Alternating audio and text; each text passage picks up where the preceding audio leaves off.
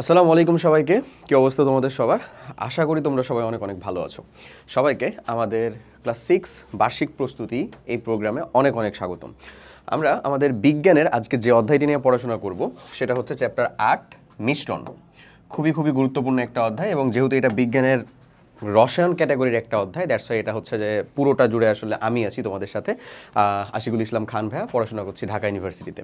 তোমার এই চ্যাপ্টার থেকে আসা সিকিউ, এসকিউ, এমসিকিউ যত যা কিছু আছে ইনশাল্লাহ এই যে অনশট টাইপের যে লাস্টশট টাইপের যে তুমি রিভিশন ক্লাসটা কমপ্লিট করবা, এখান থেকে তুমি ইনশাল্লাহ উত্তর করতে পারবা।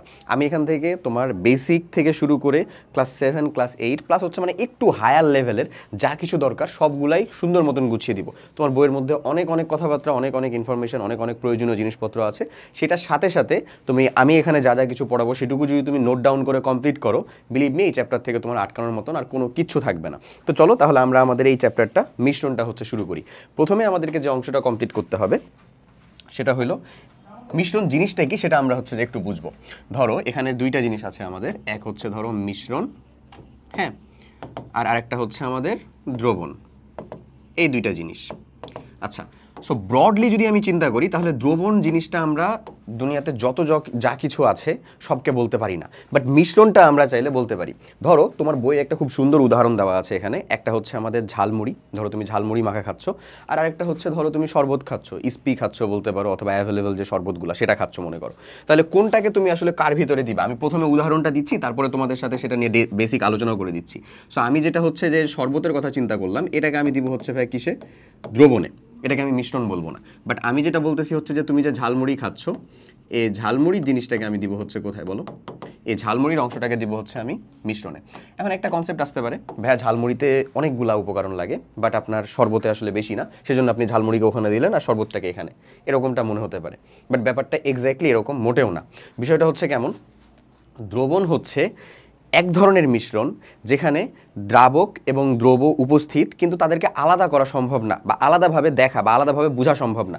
যেমন শরবতের মধ্যে যে চিনি আছে, পানি আছে, এটা তো তুমি বুঝতেছো কারণ তুমি বানাইছো, চিনিও আছে সেটাও তুমি জানো কারণ এটা তুমি বানাইছো। বাট সেখানে যেটা আছে সেটাকে তুমি দেখে আলাদা রকমভাবে বুঝতে পারো? মানে উপাদানগুলোকে কি দেখে বাহ্যিকভাবে আলাদা করা যায়? উত্তরটা হচ্ছে না। তার মানে আমরা বলতে পারি উপাদানগুলোকে আলাদা করা যায় না। কোথায়? দ্রবণে। উপাদানগুলোকে আলাদা করা যায় না। কোথায় করা যায় না বলো? গুলোকে আলাদা করা যায় না, এটা হচ্ছে আমাদের দ্রবণে আলাদা করা যায় না। কিন্তু একটা মিশ্রণের দিকে চিন্তা করো, ঝালমুড়িতে আমার যেমন মরিচ পছন্দ না, আমি বেছে বেছে মরিচ ফেলে দিই। তারপরে মুড়ি তো আছে, অনেকের মুড়িও পছন্দ না, কিন্তু সেটা তো ফেলার উপায় নাই আসলে কোনো, বুঝছো? তারপরে চানাচুর, মানে সব কিছু আছে, আলাদা আলাদাভাবে সবগুলোকে দেখা সম্ভব না? সম্ভব। প্লাস এখানে আরেকটা জিনিস, তুমি যে ধরো মানে একটা কার্ড দিয়ে খাচ্ছ, অথবা আমি চিন্তা করতে পারি হচ্ছে তুমি হাতে নিয়ে খাচ্ছ, যেভাবেই খাও না কেন, প্রত্যেকবার কি সমান সংখ্যক মরিচ, সমান সংখ্যক মুড়ি, সমান সংখ্যক চানাচুর আসা সম্ভব? সম্ভব না। ঘনত্ব কি ঠিক থাকে? ঘনত্ব ঠিক থাকে না, ঘনত্ব ঠিক থাকা সম্ভব হয় না। কিন্তু আমি যদি চিন্তা করি দ্রবণের ক্ষেত্রে, তাহলে এখানে তুমি চিনি এবং পানি, এই দুইটা অবভিয়াসলি সমান পরিমাণই পাবা। অবশ্যই সমান পরিমাণে পাবা, আলাদা আলাদা পরিমাণে কিন্তু পাবা না। সো বেসিক ডিফারেন্সটা দ্রবণ আর মিশ্রণের আশা করি কাছাকাছি কিছুটা ধরতে পারছো বা বুঝতে পারছো। আমি আরও ডিটেলসে যাওয়ার সাথে সাথে আরও বেশি আশা করি ক্লিয়ার হবে জিনিসটা থেকে। সো চলো তাহলে আমি বলতে পারি কি, সব কিছুই ধরো একটা মিশ্রণের মধ্যে অন্তর্ভুক্ত। মানে একাধিক দ্রবণকে একসাথে যুক্ত করে নাড়াচাড়া করে বা হচ্ছে যে একটু গুলায় টুলায় দিলেই সেটাকে একটা মিশ্রণ হিসেবে তুমি চালাই দিতে পারো, বুঝছো? একাধিক জিনিসপত্রকে একসাথে নিয়ে নাড়াচাড়া করে রেখে দিলা, মিলায় ফেললা, সেটাই আসলে একটা মিশ্রণ হয়ে যাবে। মিশ্রণটাকে আমরা দ্রবণ তখন বলবো যখন এই দুইটা বৈশিষ্ট্য সেখানে থাকবে। এক, উপাদানগুলোকে আলাদা করা যাবে না, মানে চোখের দেখাতে বাহ্যিকভাবে, হ্যাঁ কিছু রাসায়নিক প্রক্রিয়া আছে যেটার মাধ্যমে আলাদা করা সম্ভব, এক এটা। আর সেকেন্ড হচ্ছে যে যেমন আলাদা করা যাবে না, ঠিক সেরকমই এখানে আসলে মিশ্রণের যে ঘনত্বটা, সেই ঘনত্বটা কি থাকবে বলো তো?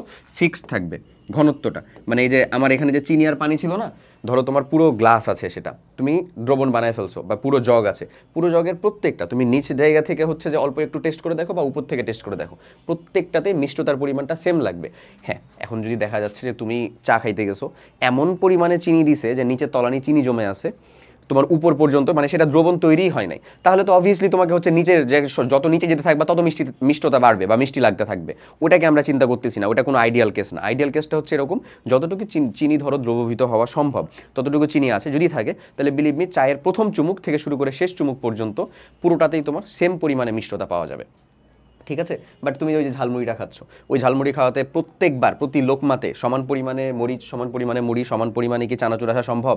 সম্ভব না। দ্যাটস ওটাকে আমরা বলতেছি হচ্ছে মিশ্রণ, মিক্সচার একটা। এই দ্রবণটাও একটা মিক্সচার, কিন্তু এই মিক্সচারের ক্ষেত্রে এই দুইটা বৈশিষ্ট্য একেবারে স্পেসিফিকভাবে থাকবে। কি কি বললাম বলো? এক, সেটা হচ্ছে আমাদের যে উপাদানগুলোকে বাহ্যিকভাবে দেখে আলাদা করা যাবে না, এটাকে আমি বাহ্যিকভাবে লিখে দিই, হ্যাঁ, নাহলে বলবা যে ভাইয়া তো বলছে আলাদাই করা যায় না। এটাকে কি বলবো আমরা? বাহ্যিকভাবে আলাদা করা যাবে না, বাহ্যিকভাবে আলাদা করা যাবে না। আর সেকেন্ডটা হচ্ছে ঘনত্ব একই থাকবে সর্বত্র, সর্বত্র সর্বত্র ঘনত্ব একই থাকবে। বাট মিশ্রণে এই ঘটনাটা ঘটবে না।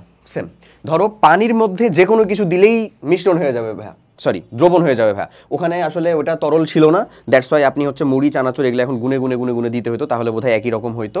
এরকমটা তোমার কোয়েশ্চেন আসতে পারে বা মনে হইতে পারে। বাট তুমি ধরো পানির ভিতরে কাদামাটি নিয়ে ধরো একটা মিক্সচার বানায় দিলা, ওটাতেও কি তোমার মনে হয় সেম পরিমাণে হচ্ছে যে কাদামাটি তার পুরো স্তর জুড়ে সেম পরিমাণে থাকবে? প্রথম দেখাতে মনে হতে পারে যে পুরো পানিটাই ঘোলা, বাট তুমি যতটা জাস্ট 5 মিনিট 10 মিনিট সময় দাও, দেখবা উপরের পানিগুলো পরিষ্কার হওয়া শুরু করছে, নিচের দিকে তলানি জমতে শুরু করছে। তার মানে পানি থাকলেই যে সেটা আমাদের দ্রবণ হয়ে যাবে, ব্যাপারটা মোটেও এরকম না। দ্রবণ হওয়ার জন্য স্পেসিফিক এই দুইটা ক্রাইটেরিয়া ফিল আপ করা লাগবে। এবং বিলিভ মি, ওটা দ্রবণ না, বেসিক্যালি দ্রবণ না। কেন? কারণ হচ্ছে ওটা চোখের দেখাতেই তুমি আলাদা করতে পারবে আসলে যে এটা হচ্ছে পানি আর এটা হচ্ছে ওই কাদামাটির একটা কোণা, এমন বোঝা গেছে? তো তোমার এটাই হচ্ছে এই মিশ্রণ আর দ্রবণের বেসিক কথা। ওকে, তো যেটা বললাম যে দ্রবণ আর মিশ্রণের বেসিক কনসেপ্টটা তাহলে তুমি বুঝছো। এখন বলো তাহলে আমি যদি এরকম কিছু তোমাকে আসলে উদাহরণ দিয়ে দিই, তাহলে তুমি পার্থক্য করতে পারবা যে কোনটা দ্রবণ আর কোনটা মিশ্রণ? পারা উচিত, ঠিক আছে? মিশ্রণটা হচ্ছে সার্বিক সেট, সবগুলো হচ্ছে মিশ্রণ, হ্যাঁ। তার ভিতরে যারা মেইনলি এই দুইটা কনসেপ্ট মেনে চলবে, এক, যাদেরকে উপাদানগুলো দেখে আলাদা করা যাবে না এরকম, এবং দুই, সর্বত্র হচ্ছে যে কি থাকবে, ঘনত্বটা সেম থাকবে, তাদেরকে আমরা কি বলবো ভাইয়া? দ্রবণ বলবো। এমন এখন চলো আমরা একটু দ্রবণকে জানি। আমাদের মেইন কাজ হচ্ছে দ্রবণ বা সমসত্ব মিশ্রণ। সমসত্ব মিশ্রণ, এই যে সমসত্ব কথাটা বলছে না, তার মানে সর্বত্র ঘনত্ব সেম। সমসত্ব যেটা মিশ্রণ, সমসত্ব মিশ্রণই বেসিক্যালি হচ্ছে আমাদের দ্রবণ। সমসত্ব মিশ্রণই হলো দ্রবণ, জিনিসটা হচ্ছে এমন, বুঝছো? সমসত্ব মিশ্রণই হলো দ্রবণ। এখন দ্রবণকে আমরা একটু মেইনলি জানি। ধরো তোমার কাছে হচ্ছে, আমরা বললাম এরকম একটা পাত্র আছে ভাইয়া, এই পাত্রের মধ্যে প্রথমে তুমি দিলা হচ্ছে ভাইয়া পানি, অ্যাজ ইউজুয়াল পানি দিলা এতটুকু, এতটুকু তুমি মনে করো পানি দিয়ে দিলা, ঠিক আছে? Okay, very good, that's very nice, পানি দিয়ে দিলা। তারপরে এর মধ্যে তুমি দিলা হচ্ছে ভাইয়া চিনি, তারপরে এর মধ্যে তুমি কি দিলা? চিনি। তারপরে দিলা হচ্ছে একটা নাড়া, তারপরে দিলা একটা নাড়া বা ঘুটা, যাই বলো না কেন, একটা সুন্দর মতো নাড়া ঘুটা কিছু দিলা। এই হচ্ছে তোমার চামচ, হ্যাঁ, এই চামচ দিয়ে মনে করো না তুমি নাড়া দিলা। আমি অনেক সুন্দর একটা চামচ আঁকছি। যাই হোক, তো সমসত্ব মিশ্রণই হচ্ছে আমাদের দ্রবণ। এই যে এই একটা দ্রবণ হয়ে গেল, সেই দ্রবণটাকে আমরা কি বলতেছি আসলে? বেসিক্যালি এটা কি হইলো আমাদের? লেবু দিয়ে দিলে এটা হয়ে যাবে হচ্ছে আমাদের সুন্দর শরবত, মোহাব্বতী শরবত। আচ্ছা, এই যে শরবত, এই শরবত যে দ্রবণটা, এই দ্রবণটা তৈরি করতে আমাদের আসলে কোন দুইটা জিনিস লাগছে বলো তো? দুইটা জিনিস লাগছে, হচ্ছে একটা পানি, একটা হচ্ছে চিনি। সো একটা দ্রবণ তৈরি করতে আমাদের বেসিক্যালি আসে হচ্ছে লাগে দুইটা জিনিস ভাইয়া। দ্রবণ, এটা খুবই খুবই গুরুত্বপূর্ণ একটা জিনিস। দ্রবণ ইজ ইকুয়ালস টু দুইটা জিনিসের মানে দুইটা জিনিসের সমসত্ব মিশ্রণ। ওই দুইটা জিনিস কি কি? একটা হচ্ছে আমাদের দ্রব্য, বাচ্চাকালে অনেক মানুষজন এটাকে দ্রব্য পড়ে, দ্রব্য কিন্তু না, দ্রব্য মানে হচ্ছে একটা পণ্য, ঠিক আছে? পণ্য দ্রব্য, ব্যাপারটা এরকম। দ্রব্য, এটা বলছে দ্রব্য, সলিউট, প্লাস হচ্ছে দ্রাবক, সলভেন্ট। দ্রাবক, দ্রব্য মানে হচ্ছে যা দ্রবীভূত হবে, দ্রাবক মানে হচ্ছে যেটার মধ্যে দ্রবীভূত হবে। দ্রব্য মানে হচ্ছে ভাইয়া তুমি বলতে পারো যা দ্রবীভূত হবে, যা দ্রবীভূত হবে। দ্রাবক মানে হচ্ছে যেখানে দ্রবীভূত হবে, যে মাধ্যমে দ্রবীভূত হবে, যে মাধ্যমে দ্রবীভূত হবে, যে মাধ্যমে দ্রবীভূত হবে। এখন দ্রবণ সমান হচ্ছে দ্রব্য ও দ্রাবক। এই দ্রব্য ও দ্রাবকের সমসত্ব যদি মিশ্রণ হয় বা মিক্সচার হয়, সেটাকে আমরা বলবো কেমন? দ্রবণ। তাহলে দ্রবণ সম্পর্কে আশা করি তুমি একটা বেসিক বা কনসেপ্ট বা ধারণা আসলে পাচ্ছ বা বোঝা শুরু করছো। এখন অনেক ক্রাইটেরিয়া বা অনেক বৈশিষ্ট্য প্লাস হচ্ছে যে অনেক ইনফরমেশন এখান থেকে জানার আছে। চলো আমরা ধীরে ধীরে সেগুলোর ভিতরে ঢুকি। তার আগে আমি তোমাকে একটু জিনিস বলি যে আসলে আমাদের দ্রাবক কে হবে। ধরো এটা যদি এরকম হইতো, মানে পানি এবং চিনি, ব্যাপারটা এরকমভাবে মিক্সড করছি, এখানে আমাদের দ্রাবক তুমি জানো চোখ বন্ধ করে হচ্ছে কি পানি। বাট যদি ধরে নাও আমি পানির মধ্যে আসলে অ্যালকোহল দিলাম, কি দিলাম, অ্যালকোহল দিলাম, তাহলে তখন কি হবে, দুইটাই তো তরল, বুঝছো জিনিসটা, পানি প্লাস অ্যালকোহল, পানি প্লাস অ্যালকোহল, ধরো অ্যালকোহল যে তুমি একটা পেগ খাবা, সরি ধরে নাও, আচ্ছা পানি প্লাস অ্যালকোহল, তাহলে এখানে দ্রাবকটা কি হবে, সোজা হিসাব, দ্রাবক হচ্ছে যার পরিমাণ বেশি, দ্রবণে যার পরিমাণ বেশি সেই হচ্ছে দ্রাবক, এটা একটা বেসিক নিয়ম, দ্রবণে যার পরিমাণ বেশি, এটা মাথায় রাখবা, হ্যাঁ, যার পরিমাণ বেশি সেই হচ্ছে দ্রাবক, সেই দ্রাবক, এটা একটা। যদি পরিমাণ সমান হয়ে যায় তাহলে যে কোনো একটা, সমান হলে যে কোনো একটা ধরলেই হয়, পরিমাণ সমান হলে যে কোনো একটা, পরিমাণ সমান হলে যে কোনো একটি তুমি ধরতে পারো। তাহলে দ্রাবক নির্ণয় করার আশা করি ট্রিক্সটা তুমি খুব সুন্দর মতন বুঝে গেছো, যে দ্রাবক নির্ণয় করার টিপস অ্যান্ড ট্রিক্সটা কেমন, ক্লিয়ার, পারা যাবে। সমসত্ব মিশ্রণই হচ্ছে দ্রাবক, দ্রবণের সর এই দুইটা থাকে এবং এই, আচ্ছা, তো সমসত্ব মিশ্রণ সম্পর্কে আশা করি তুমি জিনিসটা বুঝে গেছো, ঠিক আছে। চলো এবার হচ্ছে যে আমরা আরেকটু ভেতরের দিকে ঢুকি, তোমাকে নিয়ে আরেকটু ভেতরের দিকে যাই, দ্রাবক মিশ্রণ, চলো একটু ভেতরের দিকে যাই।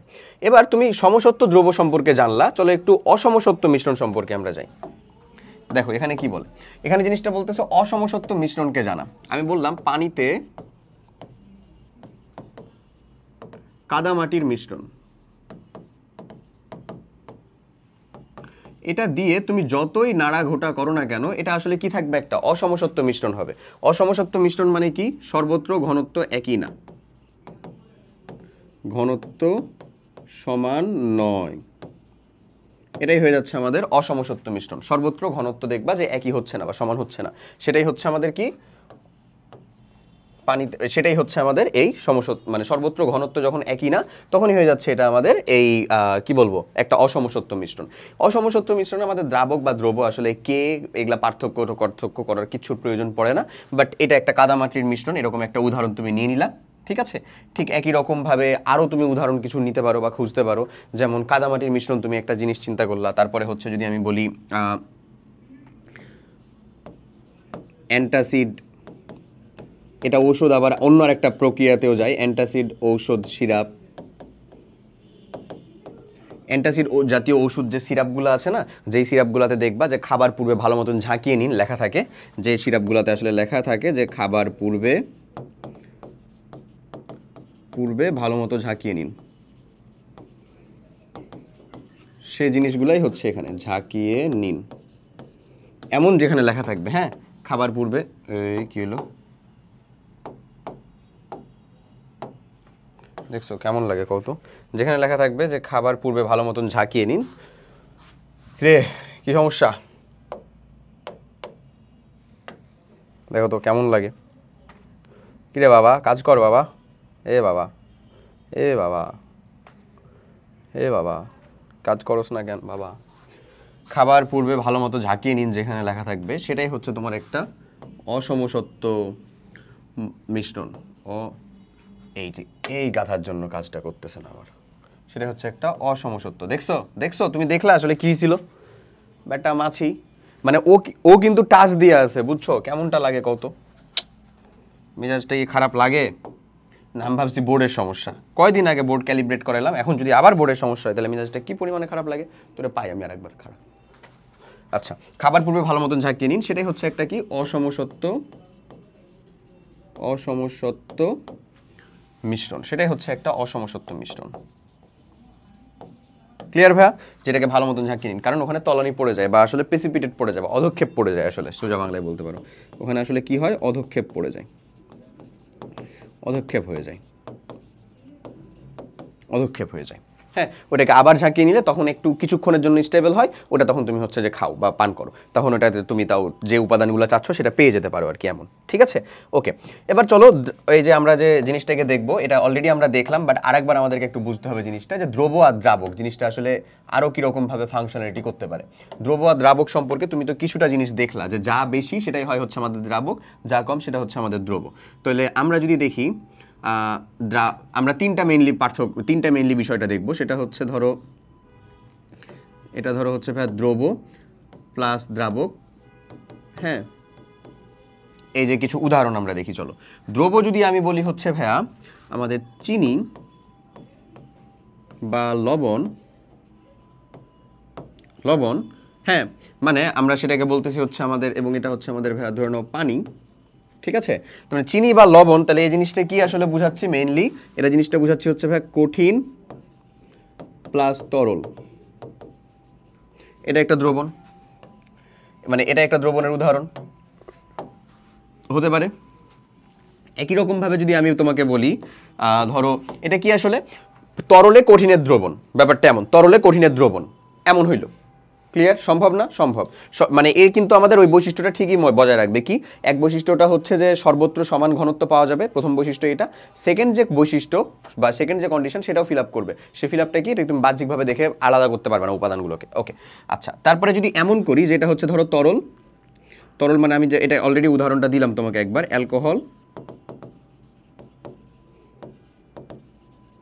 অ্যালকোহল প্লাস হচ্ছে আমাদের পানি। অ্যালকোহল প্লাস পানি যদি হয়, যেমন এটার একটা কমন উদাহরণ হচ্ছে তুমি বলতে পারো রেকটিফাইড স্পিরিট। এই যে নামগুলো বলতেছি, এই নামগুলো মনে রেখো, হ্যাঁ? এটার নামটা কি বলতেছি? Rectified spirit. এই রেকটিফাইড স্পিরিটের সলিউশনটা কি আসলে? সলিউশনটা হচ্ছে ভাই 95.6% ইথানল, 5.6% ইথানল প্লাস 4.4% হচ্ছে পানি, ঠিক আছে? এটা হচ্ছে রেকটিফাইড স্পিরিট। এটাও কিন্তু একটা দ্রবণ। এই দ্রবণটা আসলে কিসের দ্রবণ বলো তো? তরলের দ্রবণ।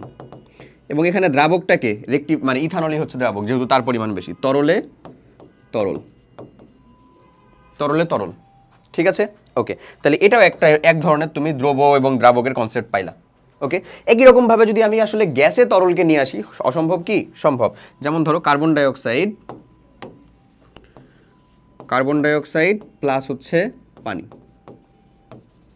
এটার একটা খুব কমন উদাহরণ হচ্ছে আমাদের কি জানো? এটা হচ্ছে গ্যাসে তরল। এটা হচ্ছে কি? তরলে গ্যাস, মেইনলি তরলে তরল, তারপরে হচ্ছে গ্যাস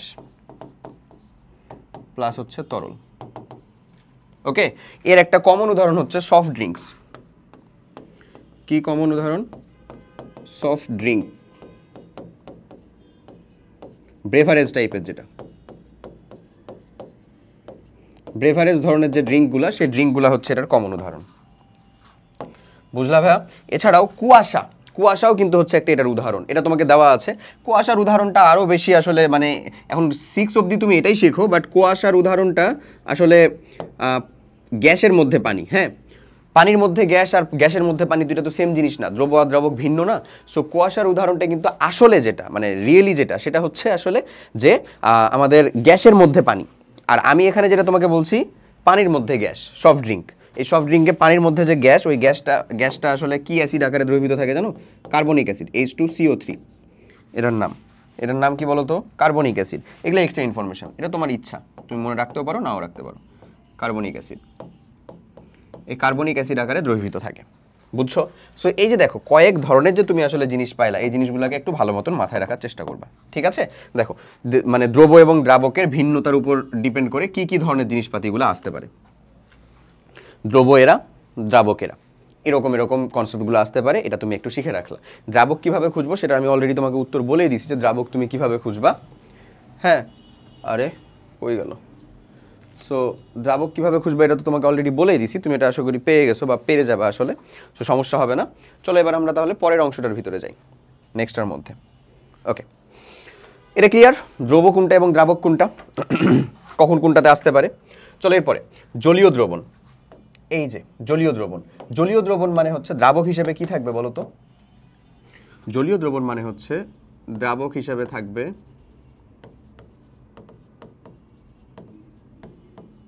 পানি।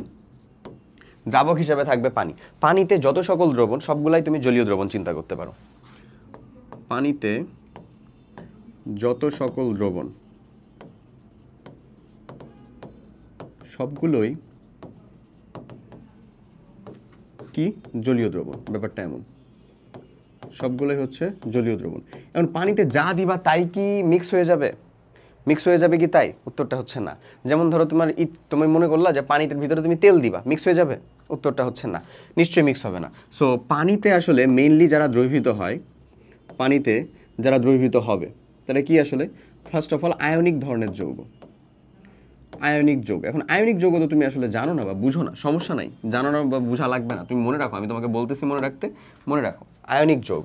এবং আয়নিক যৌগগুলো নর্মালি পানিতে দ্রবীভূত হয়। এছাড়াও আরও কিছু যৌগ যাদের ভিতরে আসলে পোলারিটি আছে বা আসলে ওই যে আয়ন সৃষ্টি হয়, তারাও আসলে দ্রবীভূত হইতে পারে। ব্যাপারটা এরকম, ক্লিয়ার জিনিসটা এরকমই। ওকে, এখন এখানে একটা জিনিস আছে, সেটা হচ্ছে যে এখানে একটা জিনিস আছে যে জলীয় দ্রবণের ভিতরটা যেটা বুঝাচ্ছে, ধরো পানিতে তুমি চিনি দ্রবণ বানালা, এটার মধ্যে তুমি দিলা হচ্ছে ভাইয়া চিনি, আর অলরেডি পানি ছিলই, এটা হচ্ছে তোমার পানি, তাহলে এটা একটা দ্রবণ হলো। কি দ্রবণ হলো? শরবত। এটা একটা দ্রবণ হলো। তুমি এখানে দিলা হচ্ছে ধরো চিনি আছে, না সরি, এখানে অলরেডি পানি আছে, এখানে অলরেডি পানি আছে,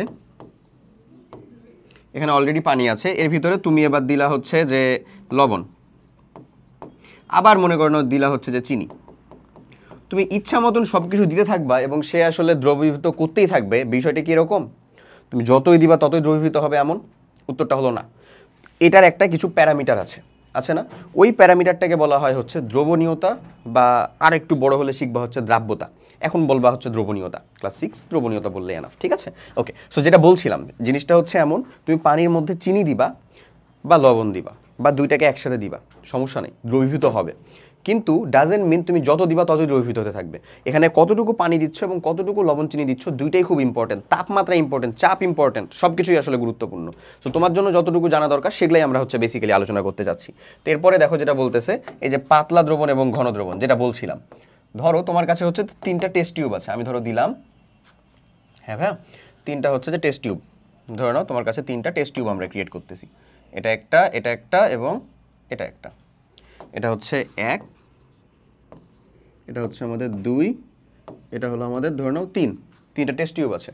এই 3টা টেস্ট টিউবে প্রত্যেকটাতেই ধরে নাও 100 গ্রাম, প্রত্যেকটাতেই ধরে নাও ভাইয়া 100 গ্রাম বা 100 ml পানি আছে, 100 ml পানি আছে ধরে নাও প্রত্যেকটাতেই, ঠিক আছে?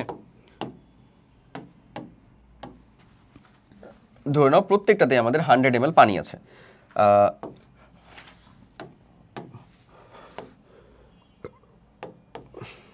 ধরে নাও প্রত্যেকটাতে আমাদের 100 ml পানি আছে। এবার এখানে আমরা মনে করো না ভাইয়া একেবারে যোগ করছি 100 ml পানির মধ্যে আরও বেশি কিছু জিনিসপাতি যোগ করছি। সেই জিনিসপত্রগুলোকে আমরা কি বলতেছি?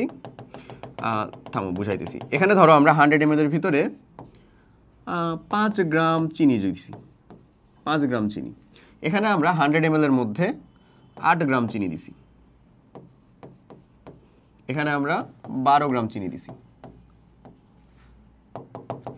12 গ্রাম চিনি দিছি।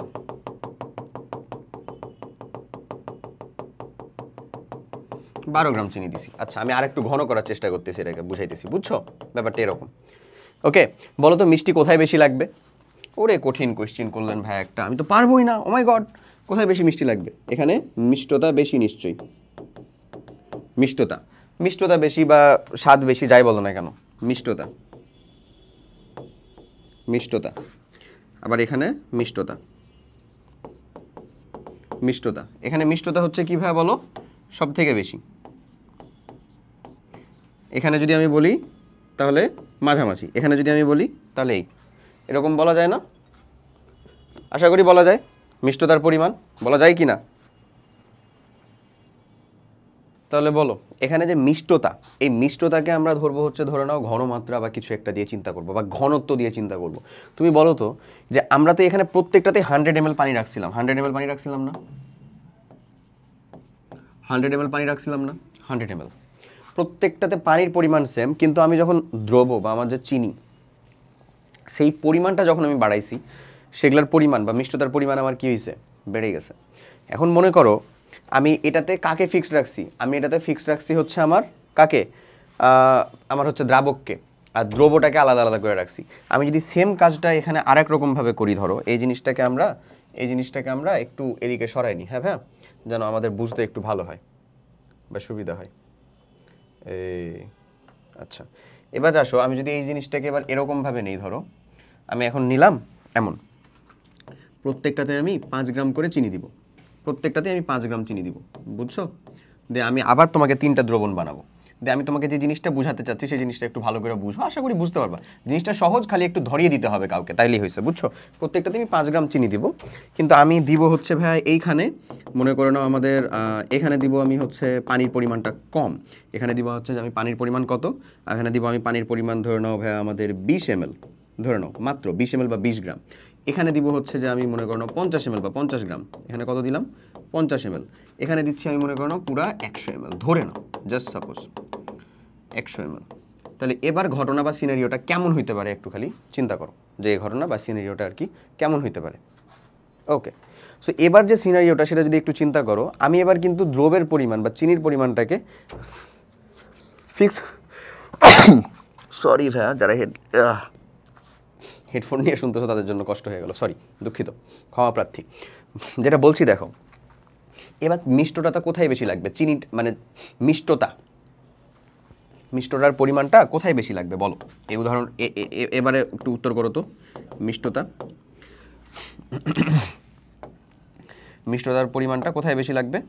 এই এই এই এই দেখছো কি হয়েছে, দূর আবার কিছুতে টাচ পড়ছে, তাই না? এই কে রে বাবা, তুই কই থেকে আইলি, যা না বাবা,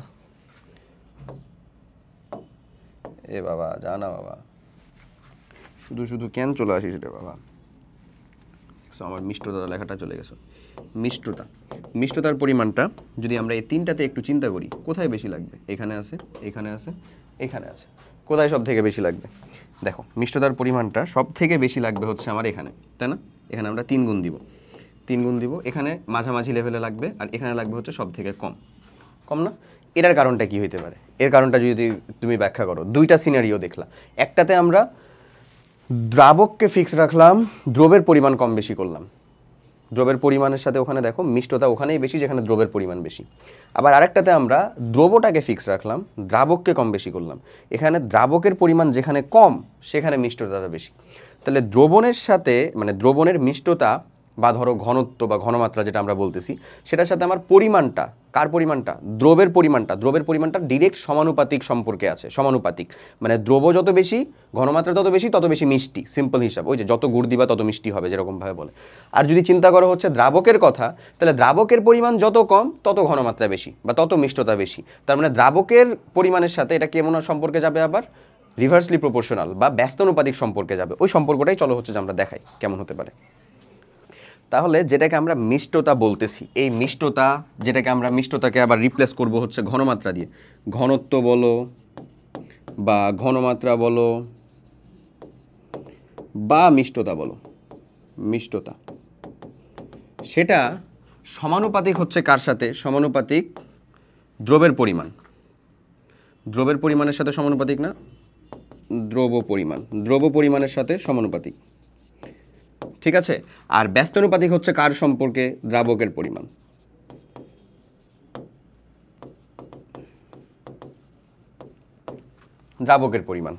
জিনিসটা ধরতে পারছো এবার? আশা করি বুঝা গেছে। তো পাতলা দ্রবণ আর ঘন দ্রবণ তুমি এরকমভাবে ডিফাইন করতে পারো। ধরো তোমার কাছে দ্রবের পরিমাণ হচ্ছে সেম আছে, তুমি ঘন দ্রবণ বানাতে চাও, দ্রাবকের পরিমাণ কমায় দাও, ঠিক আছে? ঘন দ্রবণ তৈরি হয়ে যাবে, বেশি তৈরি হয়ে যাবে, বেশি মিষ্টি তৈরি হয়ে যাবে।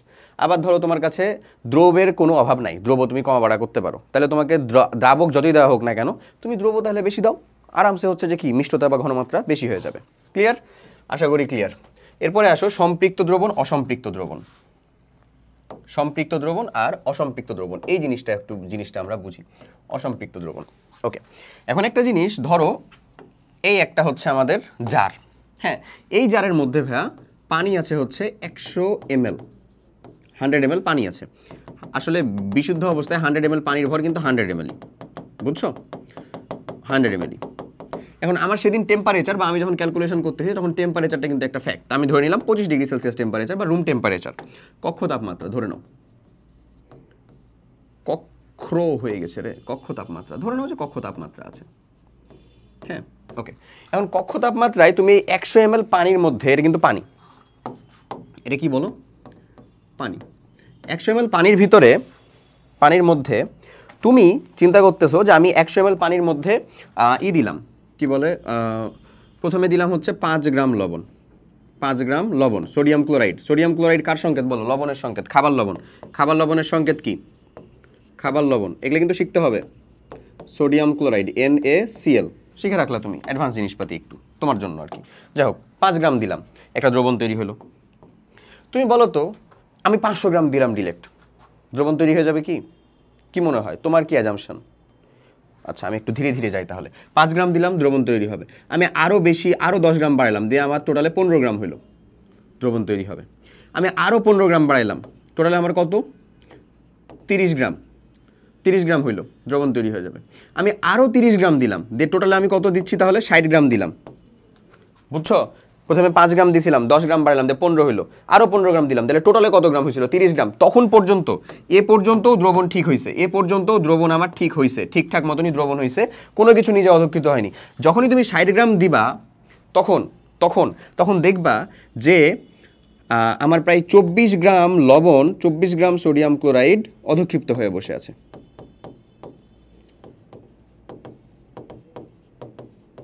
24 গ্রাম সোডিয়াম ক্লোরাইড লবণ অধক্ষিপ্ত হয়ে বসে আছে। এখন বলো যে ভাইয়া এটা কি ম্যাজিক, আপনি কেমনে জানলেন? মোটেও ম্যাজিক না, এটা পরীক্ষালব্ধ ফলাফল, এটা তুমি আমি চেহারা দেখে বলতে পারবো না, এটা পরীক্ষা করে পাওয়া ফলাফল। তো পরীক্ষা করে পাওয়া ফলাফল তাহলে ওই যে 100 ml পানির ভিতরে আসলে কতটুকু লবণ দ্রবীভূত হয়েছিল, 100 ml পানির মধ্যে ওই 25 ডিগ্রি সেলসিয়াস তাপমাত্রায় যদি 60 দিলা তুমি 24 অধক্ষিপ্ত হয়ে যায়, তাহলে কতটুকু দ্রবীভূত হয়েছিল? নিশ্চয়ই 36 গ্রাম, 36 না? হ্যাঁ নিশ্চয়ই 36 গ্রাম, অবভিয়াসলি 36 গ্রাম। এখন তুমি চিন্তা করতেছো যে ভাইয়া আপনার কোনো কথা বাদ দেন, আমি হচ্ছে 100 দিলাম, 100 গ্রাম দিছিলাম, তাহলে বলো তো কতটুকু দ্রবীভূত হবে এই 100 ml পানির ভিতরে 25 ডিগ্রি সেলসিয়াস তাপমাত্রায় সোডিয়াম ক্লোরাইড লবণ, কতটুকু দ্রবীভূত হবে? দ্রবীভূত হবে হচ্ছে ভাই ওই যে ঘুরে ফিরে ওই 36 গ্রামই, ওই 36 গ্রামই দ্রবীভূত হবে। এবং বাকি অংশটুকু কতটুকু থাকতেছে আমাদের, প্রায় হচ্ছে 54 গ্রাম, 54 গ্রাম আসলে দেখবা অধক্ষিপ্ত হয়ে পড়ে আছে, কোনো দ্রবীভূত হচ্ছে না। তার মানে একটা নির্দিষ্ট তাপমাত্রায় একটা নির্দিষ্ট পরিমাণ দ্রাবকের মধ্যে কতটুকু দ্রবীভূত হবে এটা কিন্তু ফিক্সড। একটা নির্দিষ্ট তাপমাত্রায় নির্দিষ্ট পরিমাণ দ্রাবকের মধ্যে কতটুকু কোন দ্রবের প্রকৃতির উপর নির্ভর করতেছে, কতটুকু দ্রবীভূত হবে সেটা কিন্তু ফিক্সড না? তাহলে আমি বলতে পারি যে যখন দেখবা যে এখানে এই যে লবণ 36 গ্রাম দ্রবীভূত হতে পারে, 36 গ্রামই দ্রবীভূত আছে, তখন সেটাকে বলবো হচ্ছে আমরা সম্পৃক্ত দ্রবণ। কি বলবো সেটাকে? সম্পৃক্ত দ্রবণ। যখন দেখবো হচ্ছে 36 গ্রাম দ্রবীভূত হইতে পারে কিন্তু আছে ওখানে ধরো হচ্ছে কত, 5 গ্রাম, 10 গ্রাম, 15, 20, মানে যতটুকু সর্বোচ্চ দ্রবীভূত হতে পারে তার থেকে কম আছে, তাহলেই সেটা হচ্ছে আমাদের অসম্পৃক্ত দ্রবণ। আর যতটুকু দ্রবীভূত হতে পারে ততটুকুই যদি থাকে সেটাকে বলবো সম্পৃক্ত দ্রবণ, মানে এর থেকে বেশি দ্রব আর দ্রবীভূত হবে না ওই অতটুকু পরিমাণ দ্রাবকের ভিতরে, সেটা যতটুকু হতে পারে। এটা ধরো 100 ml বলে আমি বলতেছি 36, যদি 200 ml হতো তাহলে 72 হইতো না, 72 হয়ে যেত। এটা কিন্তু আমাদেরকে বুঝতে হবে, ঠিক আছে? এগুলো যেন মাথায় থাকে। তাহলে সম্পৃক্ত দ্রবণ আমরা কাকে বলবো? সম্পৃক্ত দ্রবণ বলবো হচ্ছে কোনো নির্দিষ্ট তাপমাত্রায়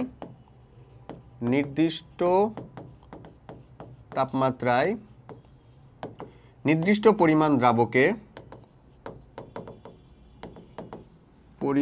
দ্রাবকে যতটুকু দ্রবীভূত হতে পারে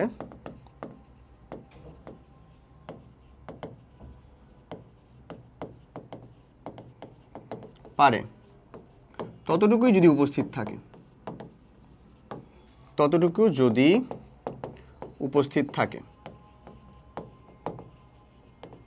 যতটুকু দ্রবীভূত থাকে ততটুকুই যদি উপস্থিত থাকে তাহলে সেটাকে বলবো হচ্ছে আমরা সম্পৃক্ত দ্রবণ। তার থেকে যদি বেশি থাকে, বেশি তো থাকাই সম্ভব না, বাকিটুক তো আসলে দ্রবীভূত হয় না, বাকিটুক কি হয়ে যায়, অধক্ষিপ্ত হয়ে যাচ্ছে না?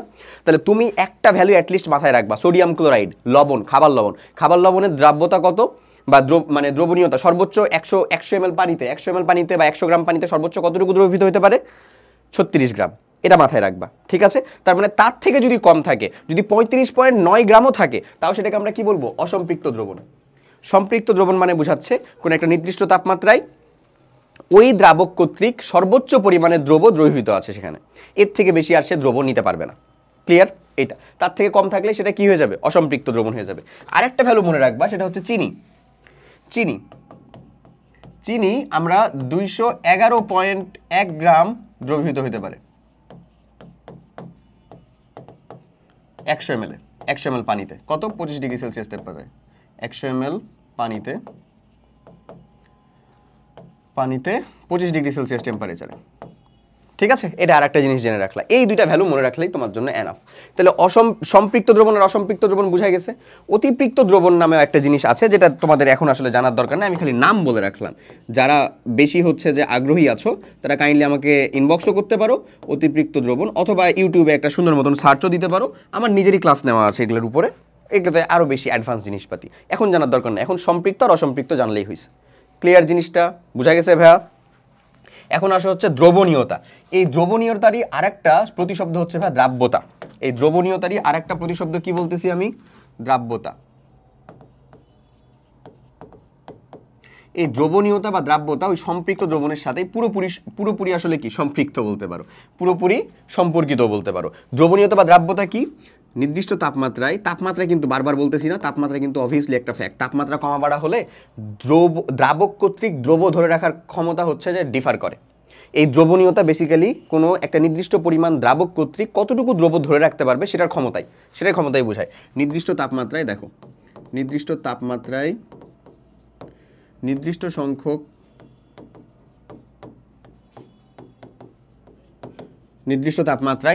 সংখ্যক দ্রাবক কর্তৃক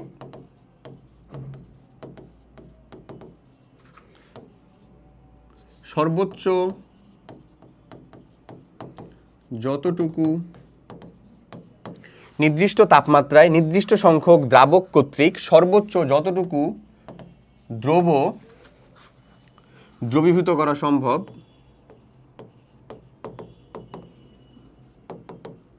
সম্ভব সেটি ওই দ্রাবকের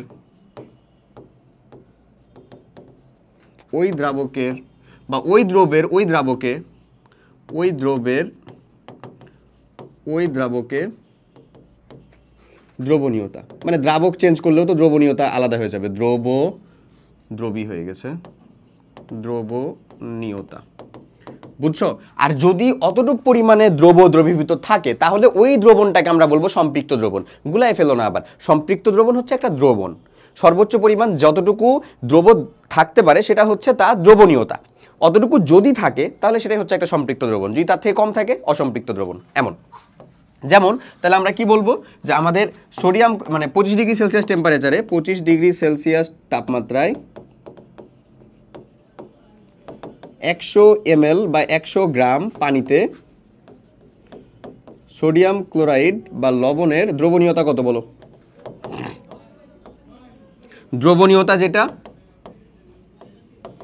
সেটাই তো দ্রাব্যতা, সেটা কত? 36 গ্রাম। এমন ঠিক একই রকমভাবে 25 ডিগ্রি সেলসিয়াস তাপমাত্রায় 100 ml পানিতে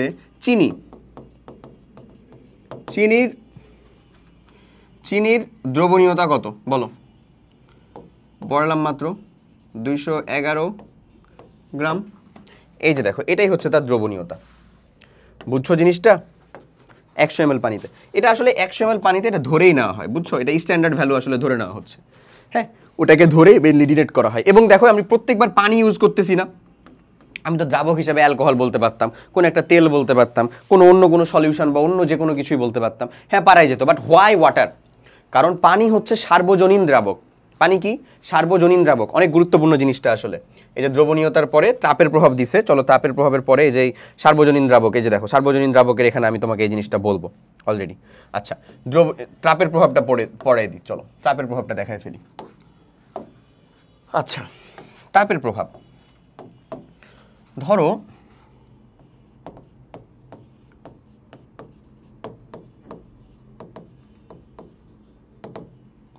এখন সিম্পলি জানবা যে তাপের প্রভাব দ্রবণীয়তার মধ্যে, যেমন ধরো আমি যদি বলি 25 ডিগ্রি সেলসিয়াস তাপমাত্রায়, এগুলো আসলে মানে আরও অনেক অ্যাডভান্স জিনিসপাতির ভ্যালু, বাট তারপরে একটু জানাই দিই।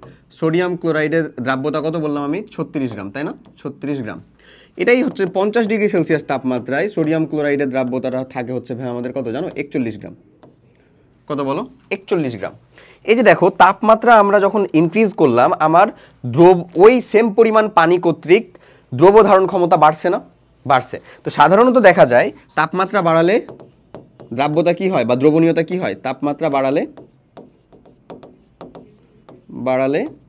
দ্রবণীয়তা কি হয় বলো তো? তাপমাত্রা বাড়ালে দ্রবণীয়তা হচ্ছে বাড়ে, দ্রাব্যতা বাড়ে বা দ্রবণীয়তা বাড়ে। ব্যতিক্রম আছে কিছু, কমতেও পারে। যেমন কমার হচ্ছে কিছু উদাহরণ হচ্ছে এক্সেপশন বা কমার কিছু উদাহরণ দেখাই আমি তোমাকে। কমার কিছু উদাহরণ হচ্ছে যেমন হচ্ছে ক্যালসিয়াম হাইড্রোক্সাইড, এটার যে দ্রাব্যতা, এটা তুমি তাপমাত্রা বাড়লে দ্রাব্যতার মানটা হচ্ছে যে কমবে। এমন এরকম কিছু উদাহরণ আছে আর কি, সেগুলো মাথায় রাখতে হবে আবার। ওকে, এই তাহলে তাপমাত্রা বাড়লে সাধারণত দ্রবণীয়তা বা দ্রাব্যতার পরিমাণটাই কি হয়? বাড়বে। কেন বাড়ে আসলে? কারণ দ্রাবকে অণু পরমাণু ছোটাছুটি বৃদ্ধি পায়,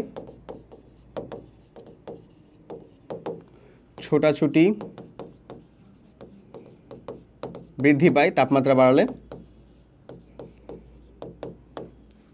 ছোটাছুটি বৃদ্ধি পাইলে কি বাড়বে বলো তো? সংঘর্ষ বৃদ্ধি পায় তাদের মধ্যে, সংঘর্ষ বৃদ্ধি পায়। যদি সংঘর্ষ বৃদ্ধি পায় তাহলে হচ্ছে যে জিনিসটা কেমন হবে? অণুপরমাণুর ছোটাছুটি বৃদ্ধি পায়, সংঘর্ষ বৃদ্ধি পায়। যদি সংঘর্ষ বৃদ্ধি পায় তখন জিনিসটা কেমন হয়ে যায় বলো তো? যে অধিক পরিমাণে দ্রব ধরে রাখতে পারে।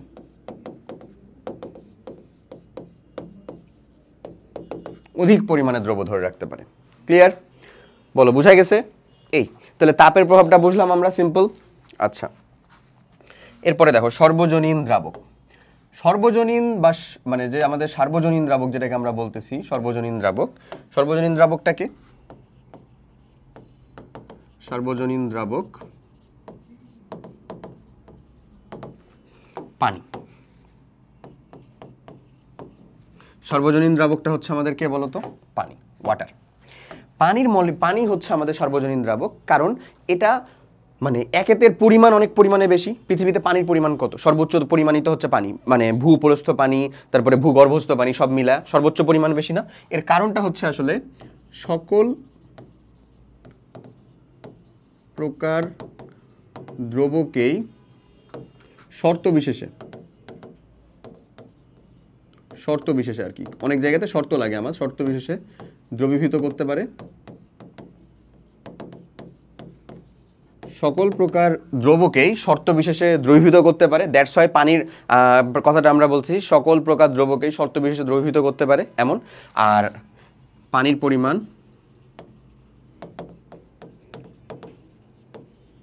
পৃথিবীতে সব থেকে বেশি।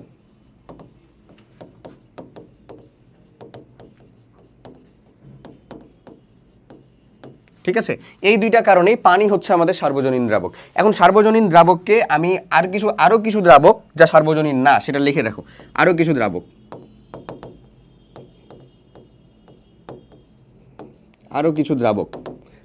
দ্রাবক যেটা সার্বজনীন না আসলে, হ্যাঁ, এরকম কিছু দ্রাবকের উদাহরণগুলা একটু লিখে রাখো। সেটা হচ্ছে আরো কিছু দ্রাবকের ভিতরে আমি দিব হচ্ছে ধরো হেক্সেন, প্রথমেই হেক্সেন, বেনজিন, তারপরে হচ্ছে ইথার, অ্যাসিটন,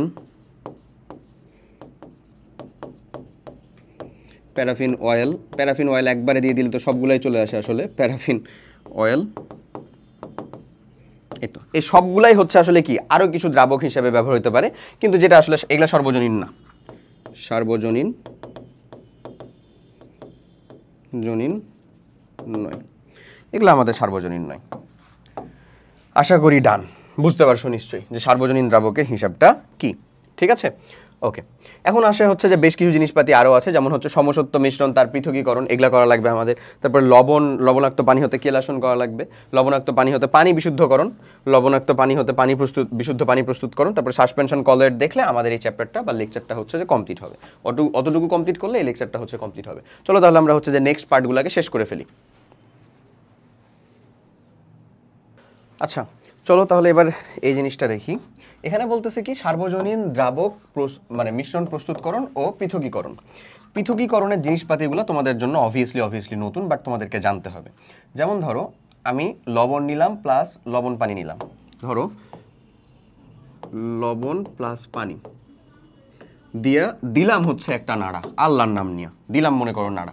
আমার কাছে এই যে একটা পাত্র আছে, এই পাত্রের মধ্যে আমি 100 গ্রাম পানি নিলাম, 100 গ্রাম পানি, বুঝছো, 100 গ্রাম হচ্ছে আমরা পানি নিলাম, মনে করো 100 গ্রাম পানি নিলাম, আর লবণ নিলাম হচ্ছে আমরা 25 গ্রাম। বলো তো দ্রবীভূত হবে নাকি হবে না? অবশ্যই হবে। এটাকে সম্পৃক্ত দ্রবণ নাকি অসম্পৃক্ত দ্রবণ। এই দ্রবণটা আমি দিলাম, তারপরে তোমার হাতে ধরায় দিলাম, তুমি এটাকে জিন্দেগিতে আর আলাদা করতে পারবা না। বিশেষ করে লবণ, ওখানে কি তুমি বেছে বের করবা? কোনো উপায় নাই, আসলে কোনো উপায় নাই তোমার কাছে। এটা আসলে একটা সমসত্ব মিশ্রণ তৈরি হয়ে গেছে। সমসত্ব মিশ্রণ মানে দ্রবণ তৈরি হয়ে গেছে। এখন এটার একমাত্র উপায় হচ্ছে পরিস্রাবণ। কি উপায়ের নাম? কোন পদ্ধতিকে আলাদা করা যাবে বলো? পরিস্রাবণ। পরিস্রাবণ মানে হচ্ছে এখন এখান থেকে আমাকে পানিটাকে অপসারণ করতে হবে। আমি যদি এই সেম পাত্রটাকে নেই, ভালো করে দেখো, ধরে নাও আমি এই সেম পাত্রটাকে নিলাম এবার, হ্যাঁ, এই সেম পাত্রটাকে নিয়ে আমি দেওয়া শুরু করলাম হচ্ছে স্পিরিট ল্যাম্পের মধ্যে হিট। আমার তো পানিকে সংরক্ষণ করার ইচ্ছা নাই, দেওয়া শুরু করলাম হিট। 100 ডিগ্রি সেলসিয়াস গেলে কি পানি কি পরিস্ফুটিত হয়ে যাবে না? পানি কিন্তু 100 ডিগ্রি সেলসিয়াসে পানি বাষ্পায়িত হয়ে যাবে, H2 ভ্যাপার বাষ্পায়িত হয়ে যাবে। পানি যদি সম্পূর্ণ আমি ওই 100 গ্রাম পানিকে যদি বাষ্পায়িত করতে পারি, তাহলে পরিশেষে আমার এখানে বেঁচে থাকবে কি? আসলে বেঁচে থাকবে হচ্ছে কি বলো তো? 25 গ্রাম লবণই বেঁচে থাকবে না? 25 গ্রাম লবণ। সো এইখান থেকে এই যে একটা দ্রবণ তৈরি হয়ে যাওয়ার পরে 25 গ্রাম লবণকে পার্থক্য করার জন্য বা বের করে নিয়ে আসার জন্য আর অন্য কোনো উপায় নাই। তুমি কোনো ফিল্টার পেপার দিয়ে এটাকে আলাদা করতে পারবে না, কিচ্ছু করতে পারবে না। তোমাকে এই দ্রাবকটুকু নিষ্কাশিত করে দিতে হবে। হ্যাঁ, তোমার কাছে আরও কিছু টেকনিক্যাল উপায় আছে যেখানে তুমি দ্রাবক এবং দ্রব দুইটাকেই সংরক্ষণ করতে পারো, কিন্তু তোমার যদি খালি দ্রবটাই টার্গেট হয়, যেমন পানি যেহেতু আমার জন্য খুব অ্যাভেলেবেল একটা জিনিস, সো পানি আমি পাইলাম কি না পাইলাম এটা তো আমার খুব বেশি জরুরি কিছু না, তাই না? পানি ধরো চলে গেল, তো আমার লবণটা দরকার আলাদা করে, তাহলে আমি লবণ পার্থক্য করবো এক্স্যাক্টলি এই উপায়ে। কি করবো? জাস্ট ওটাকে হিট দিব, হিট দিলে আমার পানি ওখান থেকে ইভাপোরেট হয়ে চলে যাবে, পড়ে থাকবে কি? শুধুমাত্র লবণ। তাহলে সমসত্ব মিশ্রণ প্রস্তুত করার কাহিনী বুঝছো? এখানে যদি আমি হচ্ছে 50 গ্রাম দিয়ে দিতাম লবণ, তাহলে কি আমার 50 গ্রাম দ্রবীভূত হইতো 25 ডিগ্রি সেলসিয়াসে? উত্তরটা হচ্ছে না। কত হইতো? 36 গ্রাম হইতো। আর বাদ বাকি কতটুকু অবশিষ্ট থাকতো বলো তো? 14 গ্রাম নিচে পড়ে থাকতো, কারণ 36 গ্রামই তো হচ্ছে দ্রবীভূত হবে সর্বোচ্চ। ক্লিয়ার? ওকে, আচ্ছা, এরপরে বলো দেখো, লবণাক্ত পানি হতে লবণের স্ফটিক প্রস্তুতকরণ। লবণাক্ত পানি হতে লবণের যে স্ফটিক প্রস্তুতকরণ, আমি মাত্রই যে উপায়টা বললাম তোমাকে, লবণের স্ফটিক প্রস্তুতকরণের জন্য, মানে লবণ তো এখন দ্রবীভূত আকারে আছে, লবণের যে স্ফটিক, এই যে দেখো ছোট ছোট যে দানা, ওই দানা আকারে কি আছে? উত্তরটা হচ্ছে না, দানা আকারে নাই।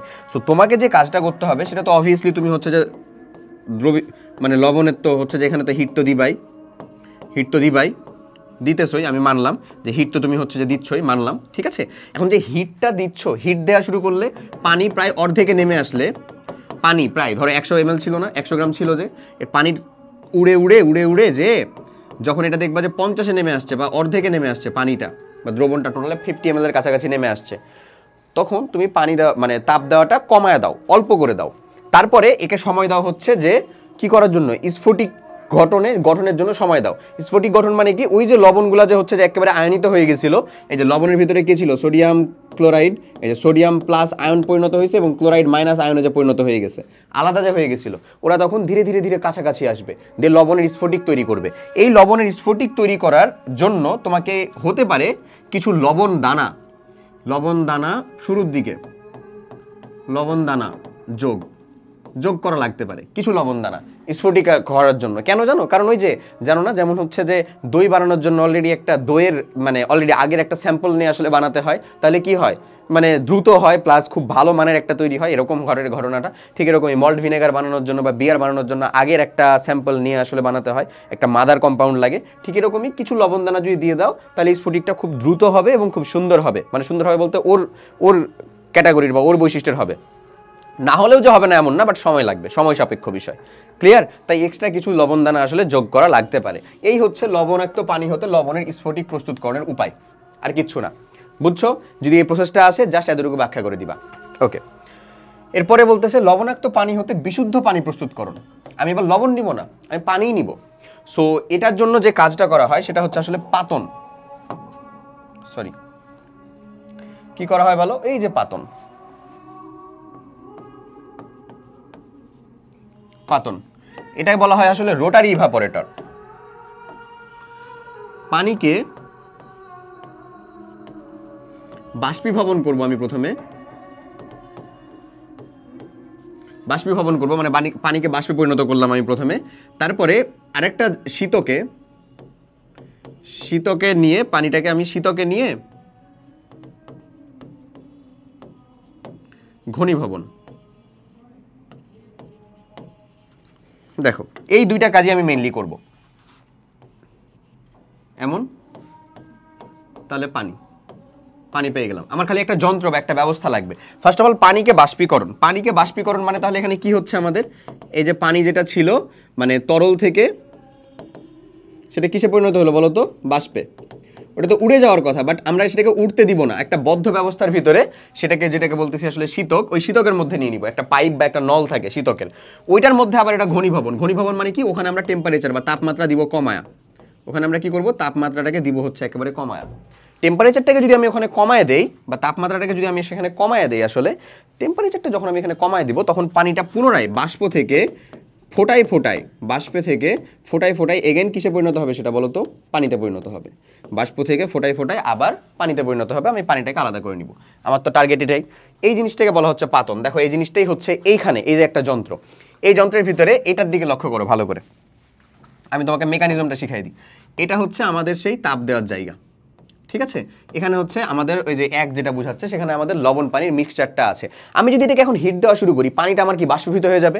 বাষ্পীভূত হতে গেলে এ বরাবর চলে যাওয়ার কথা, বাট এটা তো কোথাও যেতে পারছে না, আটকে দিছি। এরপরে বাষ্পটা ডিরেক্ট এই দিক বরাবর চলে আসবে, কারণ বাষ্পটার টার্গেট তো হচ্ছে এখান থেকে বের হয়ে যাওয়া। যত হিট দিয়ে থাকবে বাষ্প তত উপরের দিকে যাবে।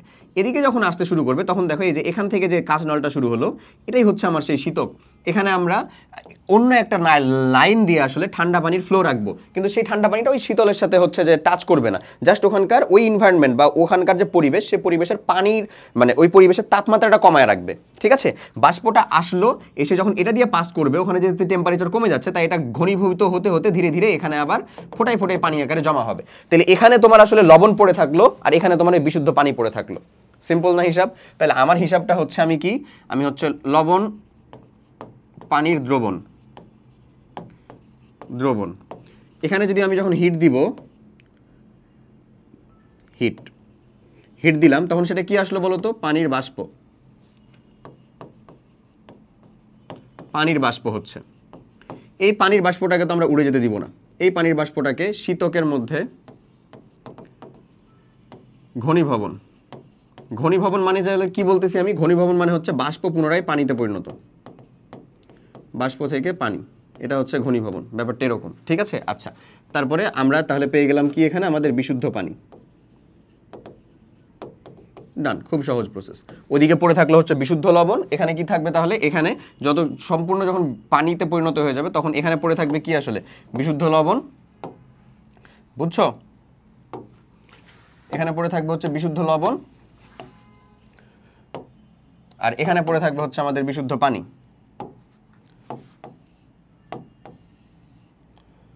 বিশুদ্ধ লবণ, এখানে পড়ে থাকবে হচ্ছে আমাদের বিশুদ্ধ পানি। ডান, এই হচ্ছে এখানকার প্রসেস। এই যন্ত্রাংশ কি আছে এটা বই থেকে জাস্ট যন্ত্রাংশের নামগুলো দেখে নিতে পারো, বই থেকে।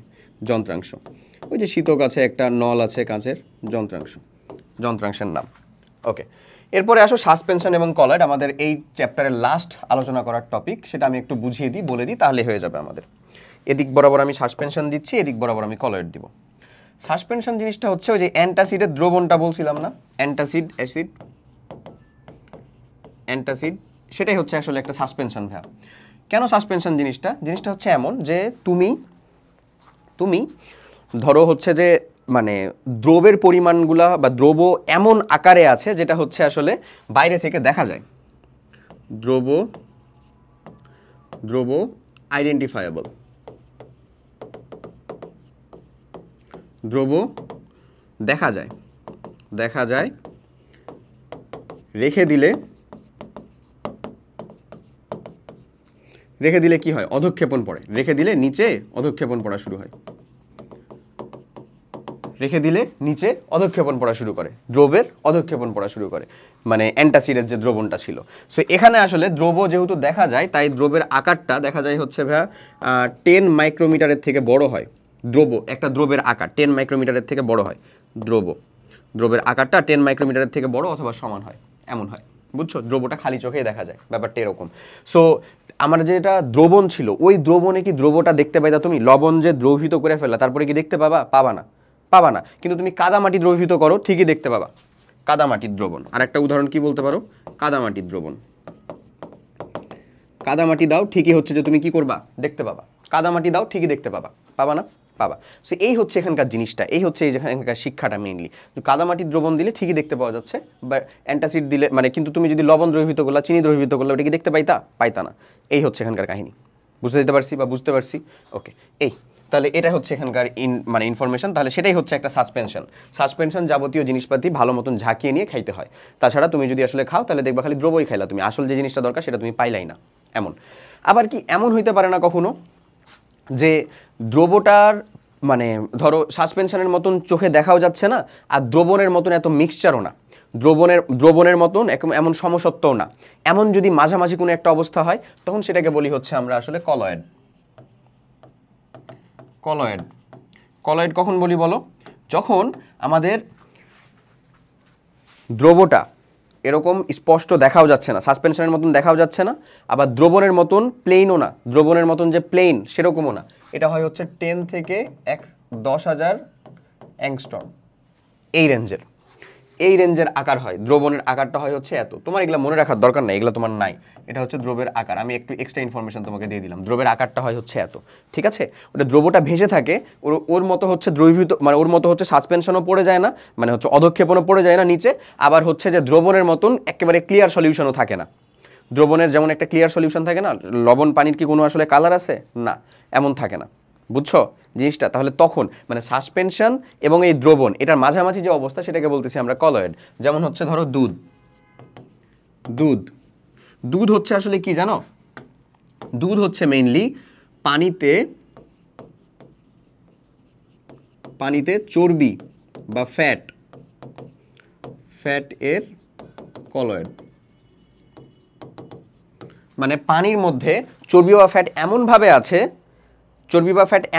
আছে যে আমরা পুরোটাকে সাদা দেখতেছি, ধরো মানে আলাদা করে আলাদা করতে পারতেছি না, এই যে কাদামাটি বা অ্যান্টাসিডের মতন আলাদা করতে পারছি না, আবার দ্রবণের মতন এত ক্লিয়ারও না। তাহলে ওই জিনিসটাকে বলতেছি আমরা হচ্ছে কলয়েড। আমি তোমাকে আরেকটা উদাহরণ দিয়ে দিব, দুধের সাথে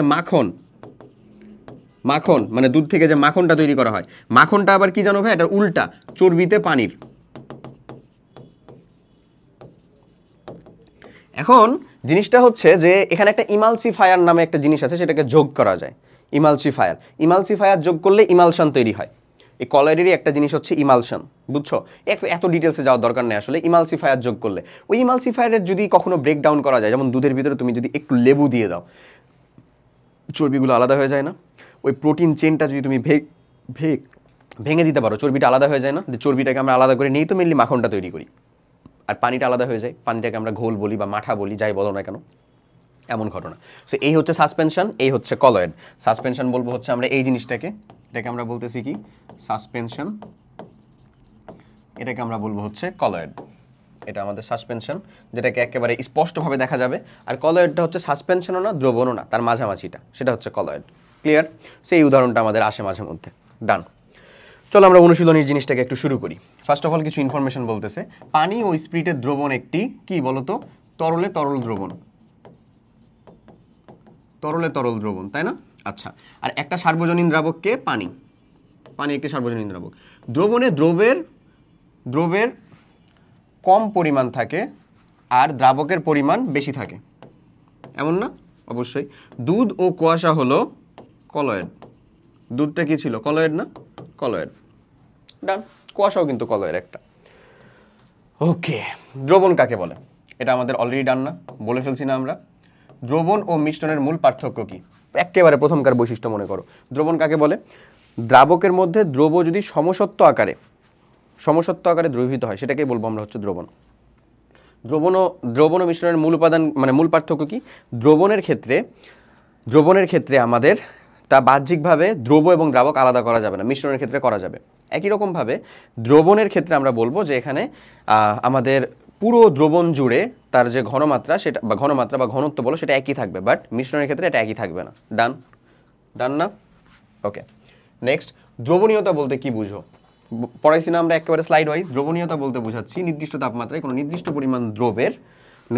পরিমাণ দ্রাবকে সর্বোচ্চ যতটুকু দ্রব্য দ্রবীভূত থাকতে পারে সেটাই তার দ্রবণীয়তা। ডান। এগেন, তরল গ্যাস দ্রবণ বলতে কি বুঝো? উদাহরণ সহ ব্যাখ্যা করো। তরল গ্যাস দ্রবণ মানে হচ্ছে তরলে গ্যাস দ্রবীভূত থাকবে আর কি। এরকম উদাহরণটা কি বলছিলাম? এই যে কার্বন ডাইঅক্সাইড গ্যাস যখন পানির ভিতরে দ্রবীভূত থাকে, যেমন হচ্ছে আমাদের সফট ড্রিঙ্কস যেটা ব্রেভারেজ টাইপের ড্রিঙ্ক, ব্রেভারেজ টাইপের সফট ড্রিঙ্কস যেটা। ওকে, ডান। সাসপেনশন কাকে বলে? মাত্র বললাম। সাসপেনশন জিনিসটা হচ্ছে যে যেখানে দ্রবের যে কোণাগুলা সেগুলো ভাসমান আকারে থাকবে এবং আলাদা করা যাবে, চোখের দেখে আলাদা করা যাবে এরকম আকারে যদি ভাসমান থাকে এবং সেটা যদি অল্প সময় রেখে দেওয়া যায়, তারপরে যদি সেটা আসলে কি হয়ে যায়, ওই প্রেসিপিটেট পড়ে যায় বা অধক্ষেপণ পড়ে যায়, তাহলে সেটাকে আমরা বলবো হচ্ছে কি? সাসপেনশন। ওকে, ডান। কলয়েড ও সাসপেনশন কি একই? উত্তরের পক্ষে যুক্তি দাও। অবভিয়াসলি হচ্ছে যে না, একই না, মাত্রই তো পার্থক্য করে দিলাম। সাসপেনশন হচ্ছে দ্রবণের কোণাগুলোকে মানে দ্রবের কোণাগুলোকে আলাদাভাবে দেখা যাবে এবং কিছুক্ষণ রেখে দিলে তা অধিক্ষিপ্ত হবে, কিন্তু কলয়েড হচ্ছে দ্রবের কোণাগুলোকে আলাদাভাবে দেখা যাবে না, কিন্তু দ্রবণের মতন সেটা স্বচ্ছও থাকবে না, আর কিছুক্ষণ রেখে দিলেও কলয়েড থেকে কোনো প্রকার অধক্ষেপ আসবে না। ওকে, পার্থক্য ডান। কোনটি তরল গ্যাস দ্রবণ? তরলে গ্যাস আছে এরকম, বলো তো কি? কোমল পানীয়। রাইট আনসার, কোমল পানীয়। পরেরটা, কোনটি কলয়েড? কলয়েড কি? চর্বি আর পানি, মাত্রই দেখলাম না? আচ্ছা, উদ্দীপক দেখো। কক্ষ তাপমাত্রায় সোডিয়াম কার্বনের দ্রবণীয়তা 21.6। কক্ষ তাপমাত্রায় 200 গ্রাম পানি নিয়ে সোডিয়াম কার্বনের সম্পৃক্ত দ্রবণ তৈরি করতে কতটুকু সোডিয়াম কার্বনেট প্রয়োজন? এই যে 21.6 যেটা, সেটা হচ্ছে 100 গ্রামের জন্য, বুঝছো? 100 গ্রামের জন্য। তাহলে আমরা যদি 200 গ্রাম পানি নিয়ে কতটুকু সোডিয়াম কার্বনেট লাগবে? 100 গ্রামে হচ্ছে 21.6, তাহলে 200 গ্রামে কত? ডাবল না সেটা, মানে 43.2 গ্রাম এমন। ওকে, তারপরে বলতে সোডিয়াম কার্বনেট যদি 10 গ্রাম কম হয় তবে দ্রবণটি 10 গ্রাম যদি কম হয় তাহলে দ্রবণটি কি? অসম্পৃক্ত দ্রবণ। প্রয়োজনীয় থেকে যতটুকু কম হলে, তাহলে কি ছিল সেটা? অসম্পৃক্ত। চলো কিছু কোয়েশ্চেন সলভ করি। কক্সবাজারে সমুদ্রের পানিতে নেমে প্রিয়ন্তী আর রূপন্তী খুব আনন্দ করছিল। হঠাৎ সমুদ্রের পানি রূপন্তীর মুখে যাওয়ায় সে লক্ষ্য করলো সমুদ্রের পানি নোনতা, কারণ কি? এখানে লবণ দ্রবীভূত আছে। আচ্ছা, এই কারণ প্রিয়ন্তীকে জিজ্ঞাসা করে, সে রূপন্তীকে বললো এটি পানীয় লবণের একটি দ্রবণ, এই দ্রবণ লবণ থেকে তৈরি করা হয়। রূপন্তী অবাক হয়ে ব্যাপারটা জানতে চাইলো। বাড়িতে এসে প্রিয়ন্তী রূপন্তীকে লবণ তৈরি করে দেখালো। ওকে, দেখো মিশ্রণ কি পড়ছি, ডান। পানিকে সার্বজনীন দ্রাবক কেন বলা হয়? ওই যে দুটো উদাহরণ, পানি সবকিছুকেই শর্ত সাপেক্ষে হচ্ছে দ্রবীভূত করতে পারে এবং পানির পরিমাণ সব থেকে বেশি। ডান। সবগুলা কোশ্চেন উত্তর করতে পারছি না। রূপন্তীকে দেখানো প্রিয়ন্তীর উপাদানটি প্রস্তুত প্রণালী রেখাচিত্রের মাধ্যমে দেখাও। এই যে এক্স্যাক্টলি এটা না, যেটা আমরা হচ্ছে যে কমপ্লিট করলাম জাস্ট এক্স্যাক্টলি এরকম। কি করতে হবে আমাদের? ওই যে প্রথমে হচ্ছে যে আমাদের যে সলিউশনটা আছে, এই সলিউশনটাকে আমরা হিট দিব। তারপরে যখন 50%-এর কাছাকাছি এটা নেমে আসবে সলিউশনটা, তখন সেখানে আমরা কিছু মাদার লবণ দানা যোগ করব, লবণ দানা যোগ। তারপরে দেখবা লবণের স্ফটিক তৈরি হয়ে গেছে। ডান করাইলাম। ওকে, এরপরে কি? দ্রবণটি থেকে দুটি উপাদানই আবার ফিরে পাওয়া সম্ভব কিনা বিশ্লেষণ করো। অবশ্যই পাওয়া সম্ভব। কি? ওই যে লাস্ট যেটা দেখালাম, পাতন দুইটা প্রসেস একেবারে দিয়ে দেখালাম, যে শীতক একটা আর দিয়ে একটা, যে আমরা দ্রবীভূত করব, তারপরে বাষ্পটাকে যেতে দিব না, ওই যে ওই আমাদের কন্ডেন্সারের ভিতর দিয়ে চালনা করব, কন্ডেন্সারের ভিতর দিয়ে চালনা করলে এদিকে পানি হচ্ছে বা শীতকের মধ্যে দিয়ে চালনা করবো, এদিকে পানি আলাদা হয়ে গেল, এখানে দ্রবণ আলাদা হয়ে গেল। ডান। ওকে, এরপরে কি? ওষুধ খাওয়ানোর সময় আদিল প্রতিবারই লক্ষ্য করে মা ওষুধের বোতল ঝাঁকিয়ে নেন। কেন? কারণ সেখানে সাসপেনশন আছে। কিন্তু দুধ খাওয়ানোর সময় ঝাঁকান না। কেন? কারণ সেটা হচ্ছে কলয়েড, সেটা ঝাঁকানোর প্রয়োজন পড়ে না। অসমসত্ব মিশ্রণ কি? যেখানে মিশ্রণের ঘনমাত্রা সর্বত্র সমান না, সেটাই হচ্ছে অসমসত্ব মিশ্রণ। পড়ছি। দ্রবণীয়তা বলতে কি বোঝায়? ডান, লিখেও দিলাম। ওকে, পরের কোয়েশ্চেন, ওষুধের বোতলটি আদিলের মা কেন ঝাঁকিয়ে নেন, ব্যাখ্যা করো। কারণ কি, এটা হচ্ছে সাসপেনশন। কিছুক্ষণ রেখে দিলেই সেখানে কি পড়ে যায়, নিচে অধক্ষেপ পড়ে যায়। তাহলে আমরা যদি ওটা শুধু খাই তাহলে আমরা দেখা যাবে যে দ্রাবক খাচ্ছি আমি শুধুমাত্র, আমার যে মেইন উপাদান দরকার সেটা খেতে পাচ্ছি না, দ্যাটস ওয়াই ঝাঁকিয়ে নিয়ে খেতে হবে। ওকে, ডান। এরপরে এই যে আমাদের লাস্ট কোয়েশ্চেনের লাস্ট স্লাইড, মিশ্রণ দুটি কি একই, তোমার উত্তরের সপক্ষে যুক্তি দাও। একেবারে না, একেবারে না। আশা করি ডাল ভাত হয়ে গেছে, তাই না ভাইয়া? এদিকটা হচ্ছে আমাদের জন্য সাসপেনশনটা কি, এই যে ওষুধটা হচ্ছে আমাদের সাসপেনশন। আর কলয়েড কোনটা, কলয়েডটা হচ্ছে আমাদের আসলে দুধটা হচ্ছে কলয়েড। কি সেটা কেন হয়, পার্থক্য কি জাস্ট আগের স্লাইডগুলোতে বলে দেওয়া হয়েছে। আশা করি বুঝতে পারছো সবাই। সো তোমাদের যে মিশ্রণ অধ্যায়টা সেটাও ইনশাল্লাহ কমপ্লিট হয়ে গেল। শেষ পর্যন্ত যারা কমপ্লিট করলো তাদেরকে অনেক অনেক থ্যাংক ইউ। আশা করি ক্লিয়ার কাট বুঝাই গেছে। সো আজকে এ পর্যন্তই। তোমাদের এখানে যদি আর কোনো চ্যাপ্টার আছে কিনা আমার খেয়াল নাই, আসলে থাকার কথা, যদি থাকে তাহলে ইনশাল্লাহ সেটা আমি কমপ্লিট করবো। কেমিস্ট্রি রিলেটেড অংশগুলোটা সেই জায়গাতে ইনশাল্লাহ তুমি আমাকে পাবা। আমি তোমাকে বলবো যে তুমি নোট ডাউন রাখো। আমি তোমাকে অনেক অ্যাডভান্স জিনিসপত্র দেখাইছি, সেগুলোকে হচ্ছে যে একটু প্র্যাকটিস করবা, সেগুলোকে রিভিশন করবা, হ্যাঁ, এবং এক্সাম দেওয়ার চেষ্টা করো। আমাদের যে অনস্টপ একাডেমিক মানে যে ফাইনাল ক্র্যাশ কোর্সের ভিতরেই যে আসলে তুমি যে এগুলা পাচ্ছ, এক্সামগুলো পাচ্ছ, সেই এক্সামগুলোয় পার্টিসিপেট করো। যত পার্টিসিপেট করবা তোমার আত্মবিশ্বাস বাড়তে থাকবে, তুমি বার্ষিক পরীক্ষা একটা কোপ দিতে পারবা। বুঝা গেছে? সো যাই হোক, স্টিল কোনো প্রবলেম ফেস করলে মানে আমার ইনবক্সেও জানাতে পারো, গ্রুপেও জানাতে পারো। Will try our best to help you. Till then, ততক্ষণ পর্যন্ত সুস্থ থাকো, ভালো থাকো, পড়াশোনা করতে থাকো, ভালো মতো পরীক্ষা দাও। ইনশাল্লাহ তোমাদের সাথে আমাদের টার্ফে দেখা হোক, কারণ তুমি আসলে আমাদের এই প্রোগ্রাম থেকে ভালো রেজাল্ট করতে পারলেই তোমার সাথে আমরা টার্ফে একদিন ভরপুর এনজয় করবো ইনশাল্লাহ, সবার সাথে, আমাদের ফুল টিমের সাথে। সো ততদিন ভালো থাকো। আল্লাহ হাফেজ, আসসালামু আলাইকুম।